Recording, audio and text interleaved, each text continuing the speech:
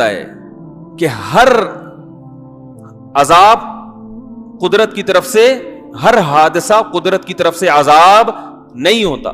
ساری دنیا کے سارے لوگ نیک بن جائیں پھر بھی سمندر میں سائیکلون بنیں گے.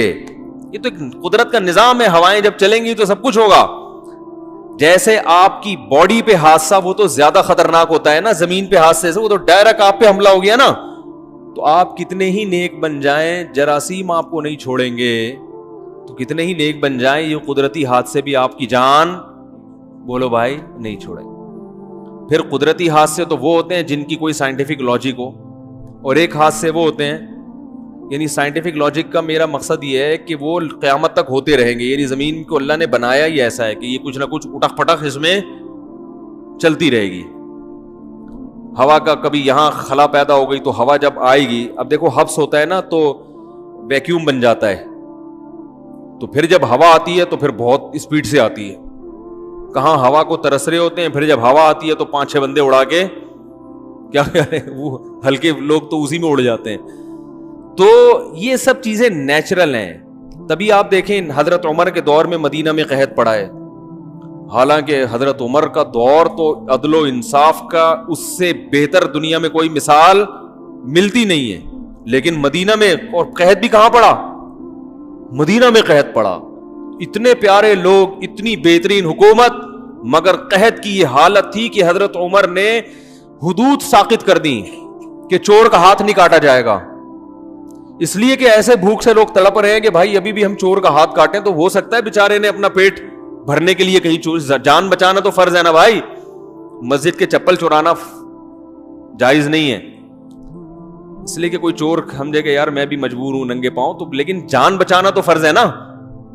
تو جان بچانے کے لیے حضرت عمر نے کہا ہو سکتا ہے بیچارہ جان بچانے کے لیے چوری کر رہا ہو، تو وہ چور کے ہاتھ کاٹنا کیا کر دیا، بند کر. ایسا قحط پڑا تھا. تو یہ قحط بھی پڑتا آ رہا ہے، مسلمان بھی اس سے ہلاک ہوئے ہیں، غیر مسلم بھی ہلاک ہوئے ہیں، کیونکہ اللہ کا ایک بنایا ہوا نظام ہے. کبھی قحط ہوگا، کبھی بارشیں ہوں گی، کبھی زلزلہ آئے گا، کبھی طوفان آئے گا. اسی طرح جب بارش ہوتی ہے، اب مجھے یاد ہے کراچی میں چند سال پہلے بارش ہوئی تو اتنی اسپیڈ سے بارش ہوئی ہے کہ کھارا در ڈوب گیا. اس میں کروڑوں روپے کی مالیتوں کا لوگوں کا نقصان ہوا. ایک صاحب کا کتابوں کا اسٹاک تھا، ان کا بزنس تھا، وہ پورا گودام پانی میں ڈوب گیا. یا تو بارش ہو نہیں رہی تھی، ہوئی ہے تو پورا گودام ڈوب گیا. اب جن کا گودام ڈوبا وہ میرا خیال ہے کھارا در کے سب سے نیک آدمی وہی تھے ہیں.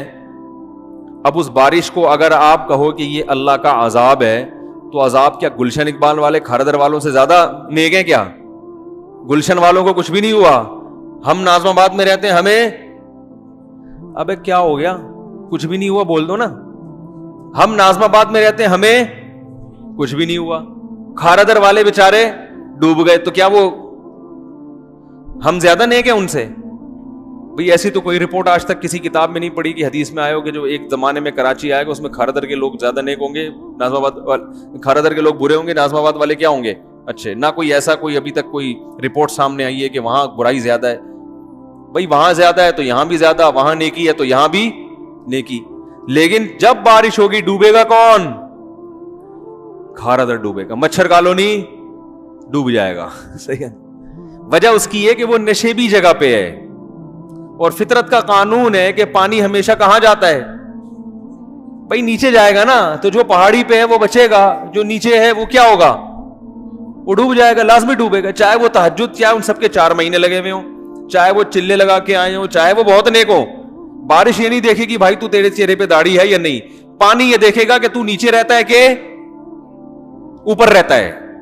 آپ ابھی بینک کے بلڈنگ پہ چڑھ جاؤ، جتنی مرضی بارش برستی رہے کچھ نہیں ہونے والا آپ کو، لیکن نیچے کیسے اترو گے یہ ایک بڑا مسئلہ ہوگا. تو یہ جو ہے نا، تو کچھ مذہبی لوگوں نے بھی اس میں غلو کیا ہے. بعض لوگ خطیب ایسی تقریر کرتے ہیں جیسے یہ شو کرتے ہیں کہ ہمیشہ طوفان اور بارشیں وہ انسانوں کے بدعمالی کا نتیجہ ہوں گی. یہ بھی غلط ہے، اور یہ کہہ دینے کا کبھی بھی ایسا نہیں ہوتا یہ بھی غلط ہے. عام طور پر تو یہ قدرت کا ایک فطرت کا قانون ہے کہ بارشیں برسیں گی، کبھی بے لگام بھی ہو جائیں گی، اور جب بے لگام بارشیں ہوں گی تو نشیبی علاقے ہمیشہ ڈوبیں گے اس میں. وہ اس لیے نہیں کہ وہ گناہگار ہیں, وہ اس لیے کہ تم نیچے رہتے کیوں ہو.